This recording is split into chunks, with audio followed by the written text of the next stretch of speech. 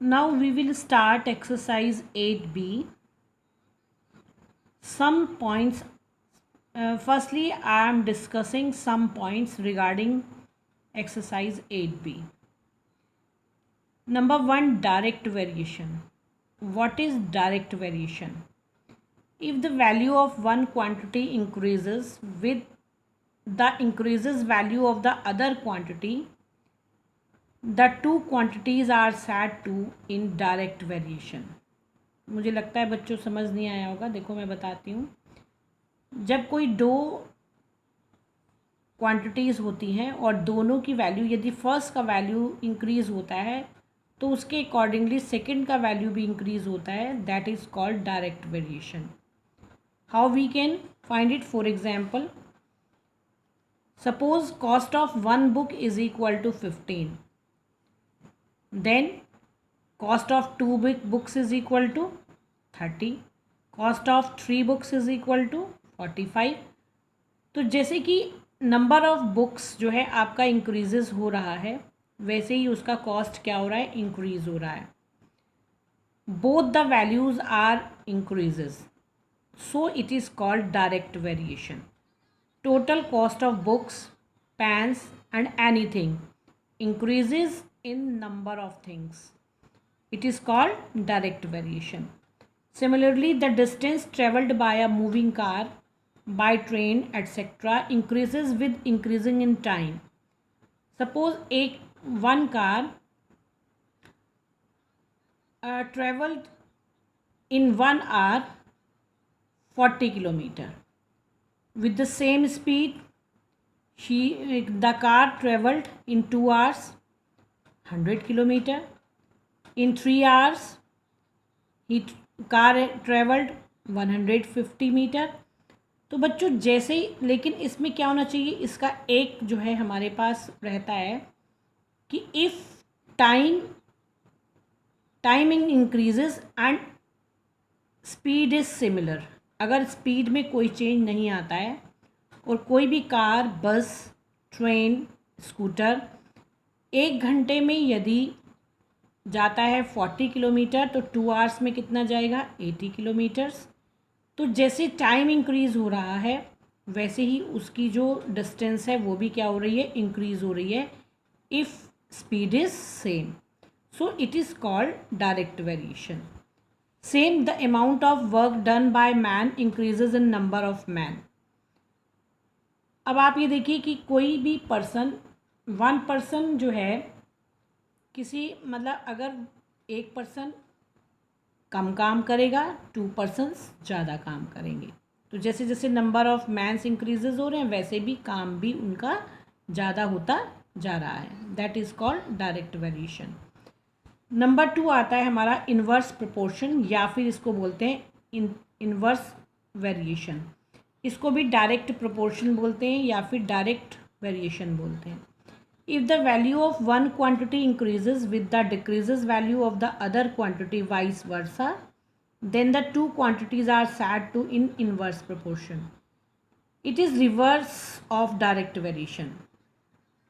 One quantity is increases, then other is decreases. How? जैसे अभी मैंने ये ट्रैवलिंग का ये एग्जाम्पल दिया था, मैंने बोला था, इसमें बोला था मैंने स्पीड इज़ यूनिवर्स, मतलब सेम. इसमें क्या होता है? यदि आपकी स्पीड किसी की भी बढ़ती है, यानी कि 40 किलोमीटर पर आवर की स्पीड से कोई व्हीकल चल रहा है, तो वो कोई डिस्टेंस जो है, इसमें क्या है? डिस्टेंस आपकी यूनिवर्स है कि एक सेम डिस्टेंस पर जाना है. तो यानी कि 40 की स्पीड से जा रहा है तो वो 2 आवर्स में पहुंचता है. यदि आप 60 की स्पीड से जाएंगे तो आप पहले से क्या पहुंचेंगे? जल्दी पहुंचेंगे. यानी कि यहाँ पर पहले टाइम ज़्यादा लग रहा है, अब टाइम कम लग रहा है. और स्पीड क्या हो रही है? पहले कम थी, अब ज़्यादा हो रही है. तो ये क्या हो रहा है? रिवर्स हो रहा है. मतलब कोई चीज़ इंक्रीज़ हो रही है एक, तो दूसरी बढ़ रही है, दूसरी कम हो रही है तो पहली डिक्रीज़ हो रही है. It means it is inverse proportion. ऐसे ही एक एग्जाम्पल होता है, if the number of man completing a work decreases then time taken to finish the work increases. जैसे अब आप एक ही काम आपको नहीं बढ़ाना है, एक ही मान लिया वॉल बनवा रहे हैं आप, अगर उसमें नंबर ऑफ़ मैन आप 2 यूज़ करते हैं तो वो 4 डेज़ में कंप्लीट होती है, और अगर आप उसमें नंबर ऑफ़ मैन इंक्रीज़ कर देते हैं, 2 के प्लेस पर 4 कर देते हैं, तो वो वॉल आपकी कितने दिन में कंप्लीट हो जाती है? 2 डेज़ में कंप्लीट हो जाती है। क्यों?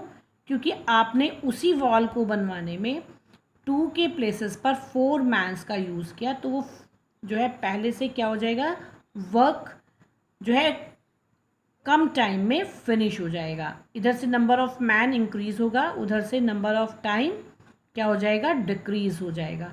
सो it is called inverse proportion. Question number 3, find the cost of a maths text book if 3 books cost rupees 450. Exercise 8B, question number 3.